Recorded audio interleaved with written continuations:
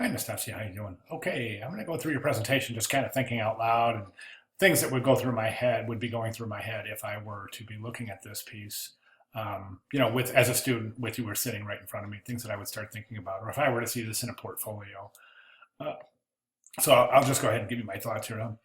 I think the cover, you're missing a really great opportunity to present a fantastic image. Denver is just such a picturesque area, and there's just so many beautiful areas in Denver that I think it's an injustice to introduce the location without one of those images. I would recommend that definitely. Okay, so we move to your presentation, and one of the things I noticed immediately is that a lot of your, let me zoom in here. Let's take a look at this. That's a low resolution image. You see all the pixelization. And that's not the only low res image. These are all low res. These are all low res. That's low res. So you're using low resolution images, which is, you definitely want to swap those out because as soon as I opened this, I thought, you see kind of how muddy these are. They're not specifically clear. They're not high quality images. So immediately I looked at these and said, wow, low resolution images. So that's something that's immediately noticeable. I would highly recommend replacing those with high res images. Um, we'll talk about page structure and layout in the next phase, specifically for week 7. Right now, we're just kind of wrapping up this week 6 um, critique for phase 3. Oh, and that kind of reminded me of something else. This is still phase 3. This is still design development. So over here you have concept design, and concept design was phase 2. So that's an inconsistency right there that you would want to address. Okay, transportation, all of your background information looks good. It's all in place, so that's a great job there. Visual concepts, you've got your 3 logos. I would definitely show your color palettes with these logos as well, and your type choices for the logos as well. And that's for all 3 logos. Okay, then we move on to the final logo. You talk about the presentation of your final logo. And I'm noticing that you have a tendency to put a lot of your text in boxes. All of your headlines are in boxes. And then we get down here, and then all of your type and your headlines are in boxes. So what that's doing is it's creating a separation from the page, and it's actually kind of compartmentalizing things, and as opposed to allowing the typography to have a free relationship with the page, with the plane of the page. You're kind of boxing them all in, putting them in jail, so to speak. So I would recommend not placing your type in boxes like this. Okay, let's move on. Final logo, good job. You got the 3 different iterations. That's fantastic.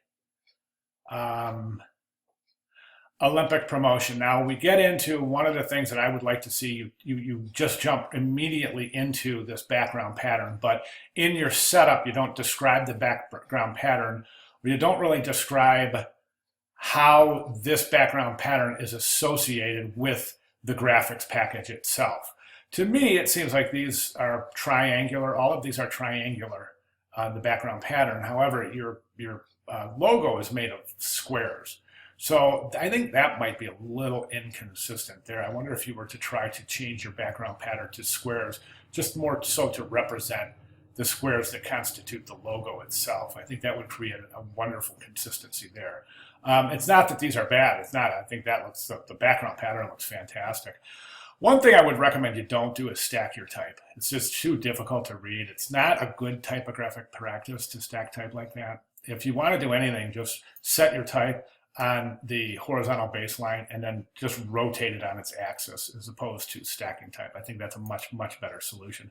This is a cool piece. It's got like kind of a 50s modernism vibe to it with just a black and white skier masked out and placed in on the poster itself. I think that's pretty cool. One thing I think would be really cool is if you've taken a look at some of the other designs where they did, some of your classmates and some of the other designers have designed these kind of bibs, number bibs for the actual Olympic event, as opposed to having this other bib that's from some other event. I think that would be really cool to place that Denver 2022 bib on the athlete right there. I think that would be very cool. Okay, again, that stacked type, that's the only thing I've got a little concern about that. I just think that that could be composed a little better. It would entail recomposing the composition a little bit, but I think it would be worth it. Um, in this composition, I think it would be easiest to just place it horizontally like that, but that it won't work here, so you'll have to have some test runs there to see how that works out.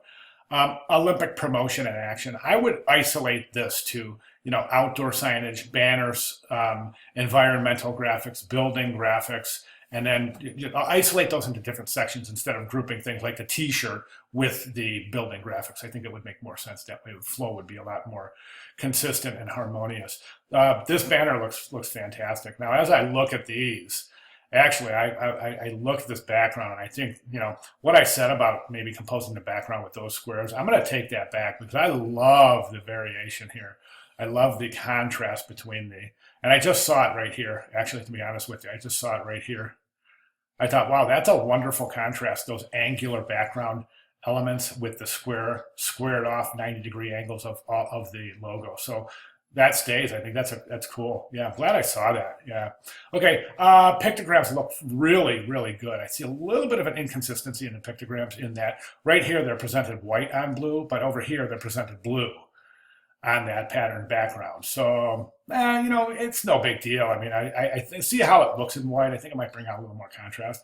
The other thing I want to mention is that you've got these little swatches of blue in the I'm sorry, these little swatches of yellow you're using quite a bit in a lot of different areas, and I think it's pretty cool.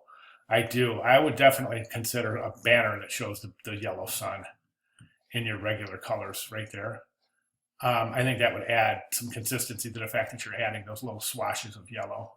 All right, so good job so far. So good. I think everything's looking fantastic. Now, go ahead and set up your work for next week. I'll have critique. If you want to get it in early, that's great.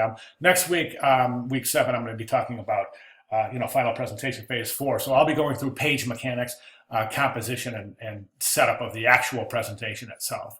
So if you want to get yours in early, I think it would be great. Basically, most of your work is done, so we just need to set it up in a presentation format, and I'll be commenting on page mechanics, etc. at that point. Okay? Any questions, please feel free to let me know. Thanks, Nastasia.